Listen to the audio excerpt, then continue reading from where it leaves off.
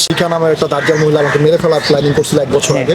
তখন রাত 1:30 বাজে আমি বের হয়ে গেছি, বাসা থেকে বের হয়ে হচ্ছে থানার ফাঁড়িতে চলে গেছি। ওই ফাঁড়িতে হচ্ছে সে আপু হচ্ছে আধা ঘন্টা 1 ঘন্টার মতো ভিডিও কল আমাকে শুধু লাইনে রাখছে, কোনো প্রবলেম নেই, ছোট ভাই আমি আছি তোমার পাশে।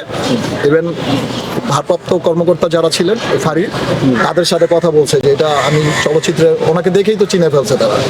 তারা বলছে যে ম্যাম কোনো সমস্যা নেই, আমি ওর প্রোটোকল দিতেছি। মানে এরকম একটা সাপোর্ট আপুর কাছ থেকে আমি অলওয়েজ পেয়েছি। আমি মনে করতেছি যে আমার মাথার থেকে বটগাছ চলে গেছে। লাস্ট মুহূর্তে তার যে শেষ মুহূর্ত, সেই শেষ মুহূর্তে আপনি কোথায় ছিলেন বা তার কি বললেন? এই শেষ মুহূর্তে আমি এই মেডিকেলে ছিলাম, এই পর্যন্ত কালকে রাত থেকে এই পর্যন্ত আমি মেডিকেল থেকে এই যে লাশের গাড়ির সাথে আসছি, এসে এই যে এই পর্যন্ত এখন এফডিসিতে আছি। আপনার জানতে পারেন যে তার এই অবস্থা বা অবস্থা উন্নতি হচ্ছে না বা খারাপ হয়েছে, হাসপাতালে ভর্তি, এরকম আপনি সবে জানতে পারেন কার কাছে? মানে আমি কালকে হচ্ছে হঠাৎ করে জানছি, একজন ফোন দিয়ে আমাকে বললো যে তোর আপু তো মারা গেছে। আমি বলি কি বলেন, আমার মাথার উপর আসমান ভেঙে পড়ছে যখন শুনতে পারি। সো তারপরে আমি কিন্তু আর লেট করি নাই, আমি বাসায় যখন শুনতে পারছি রাত 2টা-2:30 পর্যন্ত কিন্তু আমরা হচ্ছে অনলাইনে থাকি যারা অ্যাক্টর আছি আমরা।